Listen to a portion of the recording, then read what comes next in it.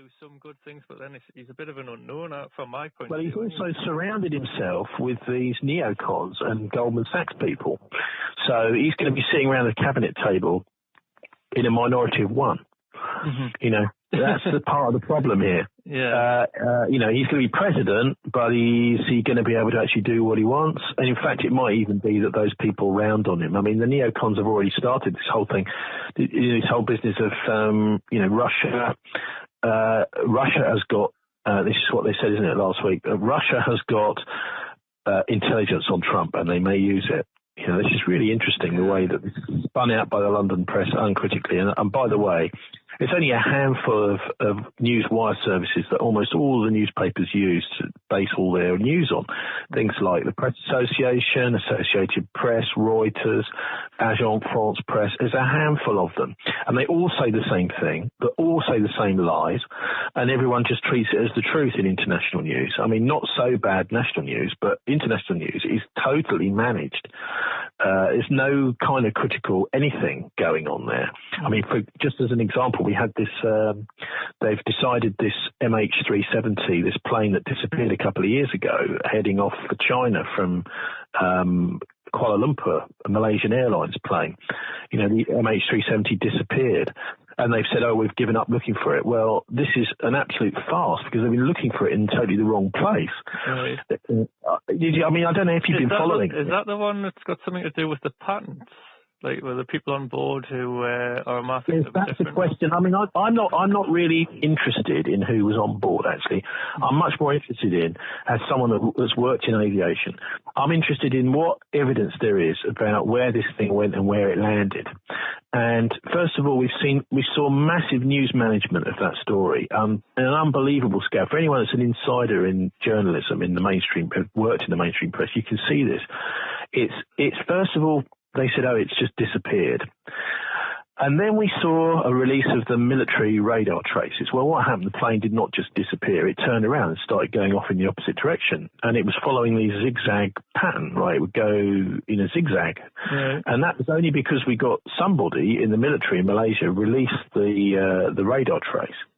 The government, I don't think, wanted to do that. And then we got this other extra. So it basically doubled back on itself across Malaysia and headed out over the Indian Ocean, not towards China at all. First of all, I'd say that zigzag is exactly what, if you go onto the paths of the jets on the September the 11th attacks in the States, you'll see exactly the same thing. These planes are zigzagging, like they're tracking this way, then that way. This is a very interesting.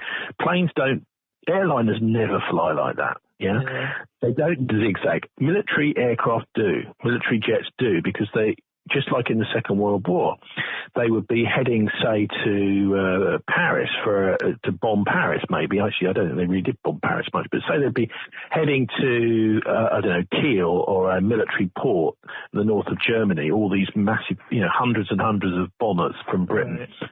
And then they would change direction and then be heading somewhere else, so that the Nazis didn't know where they were going. Mm-hmm. So this is a military thing where they zigzag, so that if, say, for example, the planes are heading in X direction and then they go out of radar range, you have no idea where that plane is going to go.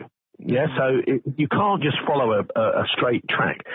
So this is what is very suspicious about that MH370, which nobody at all has ever mentioned, I've ever seen anywhere in the international press. This is what I mean by news management. So, then we have sightings of that plane at the Maldives. Several people said, oh, we saw this airliner flying very low over the sea, off the coast. Okay. Mm-hmm. And then what happened straight after that, and it was a few days after it disappeared, because it was a weekly paper in the Maldives that came out and said this. And then there's all these denials issued. Now, how can you issue a denial from a desk in New York or London or Washington of Associated Press or whoever to deny that somebody in the Maldives saw a plane? You can't. It's complete rubbish.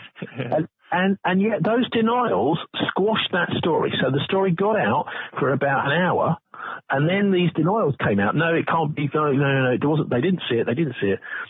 And this is where it becomes really obvious, right? That jet was almost certainly flying, if it was passing the west of the Maldives going south, to Diego Garcia, which is this secret American base, which is actually owned by the Brits, but the Brits have leased it to the Americans. And also there was another supposed clue that came out last year, that I think it's Asuncion Island, just off the east coast of Africa, that apparently they found some debris from this jet. Right. Now, they found that debris, I think it's a year or something like that after the plane had, maybe even 18 months after the plane had so-called crashed. And they used it as evidence that, well, the sea here drifts in this westerly direction. Well, I can tell you, right, you look at the speed of the sea currents. If the plane had come down where they said it would take about a month and a half for the debris to drift in that direction.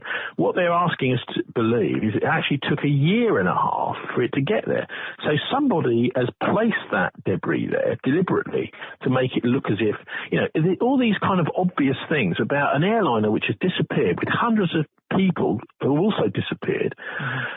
These are very important facts which we are never ever told by so it's the international press which I think is the most controlled.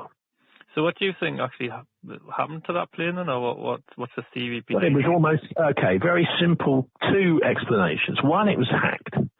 That is to say, you get an aircraft or a ground station, probably an aircraft that can fly alongside it or nearby or maybe even 100 miles away, so that it can't be seen visually by the passengers or the pilot, can hack into that plane and steer it and tell it where to go, so the pilot's got no control. Now, these systems exist to override hijackers, okay? Yeah. So they will be treating the pilot as if he was a hijacker. Mm-hmm. So they could have flown it any way they wanted to. Mm-hmm. The other possibility is that the military came through to the pilot on the radio and basically told him where to go. So, hi, he would just come through to a civilian pilot. This is such and such from the military. Mm-hmm. There's been an emergency of some sort, so you can't fly to China. You have to follow this track. And they would have told him to fly there, and he would have just done it. I mean, you could... If you come through as the military on a recognised military frequency to a civilian airline pilot, they will do exactly what the military tell them to do. So neither of these two, for me, as someone who's worked in the business of both media and aviation, obvious answers. Neither of those two have been even mentioned in any of the mainstream press. The possibility of hacking really not been looked at all. The other possibility of, military coming through on the radio and just telling the pilot what to do hasn't been looked at either. The idea is it's some sort of kind of Bermuda Triangle mystery, Yeah. That's absolute rubbish. This plane almost certainly landed somewhere, and the thing that the real smoking gun, I suppose, has been it's nothing to do with this bit of debris which was found in Asuncion, probably placed there by a criminal who's involved in killing all these people, or whatever's happened to them. The real smoking gun is this information that came out from Rolls-Royce about how long the jet was actually flying for something like 5 hours after it was supposed to have disappeared, and that was never supposed to come out. Rolls-Royce came out with it. The Malaysians, would you believe, the Malaysian airline officials even denied it, said no, this is not true, but quite clearly it was true, and that gives the plane plenty of time to have flown down to. In fact, I would suggest that Rolls-Royce probably know exactly what was the geographic GPS location of the plane when it did stop. When they did turn the engines off, it may have been Diego Garcia, but they just can't tell anyone. But they have given as much of a clue as they can, saying that the engine switched off 5 hours after. So why the cover-up with it though? Why the big secret about it? Well, because this is almost certainly some sort of military operation, and the military are not. That's the US military, probably, in collaboration with other NATO militaries like the British.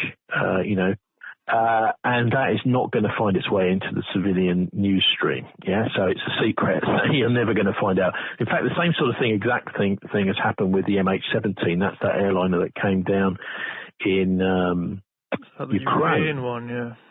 The same exact thing has happened there, because what you've got is sightings of a Ukrainian, they think anyway, a Ukrainian fighter jet in the area, which was reported by the BBC in the BBC's Russian or Ukrainian service, whatever it is over there. And then they then took that report down, and then some people thankfully saved it, but it was a video, an interview with people on the ground who'd seen a fighter jet. Now that, the fact that they've removed that just shows you that they're covering it up. Yeah. And on the wider question of the investigation afterwards, the panel that's investigating it includes Ukraine. Now, the way it works with a kind of criminal disclosure of an investigation like that is all parties, that is to say the Malaysians, the Australians who were looking for it too, the British who got the cockpit voice recorder, everybody involved has to agree before any information is released. And of course the Ukrainians are not going to agree to anything. They haven't even released the audio of the air traffic control, which is astounding. So the Ukrainians were definitely involved in shooting that plane down and killing all those people. I don't think there's much doubt at all in my mind, particularly because of all the spin that was put on, it must have been the Russian rebels. Yeah. Didn't even have one of these things that could have shot it down. So, there's obvious lies involved in there. And the reason that Malaysia in both those cases was chosen, I think, is pretty clear, because the Malaysian Airlines and the Malaysian government has prosecuted the Bush and Blair and the Israelis for war crimes in absentia. So these people cannot visit Malaysia. There's been war crimes trials against various people, including senior Israelis. And if they ever fly to Malaysia, they'll be arrested as they get off the plane. And so that's why I think the Malaysians have been targeted. And I'm rather proud in a weird way that it's an ex-British colony, because we've left in a small way there a sense of justice. That is the only place one of the only places in the world that's bothered to take international law seriously and make sure that people like Kissinger cannot go there, Yeah. Well, that would be a shit. It would be better if it was more countries like that, wouldn't it, really? Well, if all countries, there is no proper international law, and the Russians have really just enforced it, because they were going to lose their bases in the Eastern Mediterranean in Tarsus in Syria, and they would have lost their base in the Crimea if the West had its way. In the Ukrainian, in the Black Sea Fleet would have gone. Now, that would make such an enormous change to the geopolitical situation with the Arab-Israeli crisis, to have no Russian warships anywhere near the area, no Russian ships in the Mediterranean or the Black Sea. They would have just completely tipped the balance of power. So the Russians couldn't allow Syria to fall. So that's been the big tipping point. In a way, you can go back to the book of Acts in the Bible. And I'm a Christian Quaker, and I do take some of this stuff quite seriously. And you look at what happened with Saul on the road to Damascus and his conversion to Christianity. He was persecuting Christians, and he had this little sort of conversion where the scales fell from his eyes and an angel vision appeared to him. And I think that's what we're seeing today, a kind of echo of that from the past. On the road to Damascus, the world has realized that, in Syria, that this whole thing of regime change is no more. That policy out of the door. And obviously, they're going to try it in places like Gambia and in places like Africa, etc., and this will happen. But, it's been, I think, quite a real awakening for Western populations to see how wicked their governments have been in just simply taking over these countries. Yeah. And the thing is, as the criminal elite in the West are blocked by the Russians, then they start looking at home and think, right, well, you know, what can we do? I mean, look at what's happened. I mean, this has happened in the US, hasn't it? Is that the attack on democracy in America and the attack on Donald Trump? Mm-hmm. You know, so they can't beat the Russians, but they can bash Donald Trump, and that's what they've been doing. The idea that they're releasing. You know, the Russians have got this intelligence on Donald Trump, and they're going to tell all these kiss and tell stories from his past and his wife, and that. Well, actually, that isn't the Russians that are going to do that. Yeah, that's the criminal elite. The criminal elite in the West, and I imagine right this minute there are all sorts of documents being copied in the CIA, which are then being passed to neocons in America that can then use that information in the press against Trump. So yeah, the media is the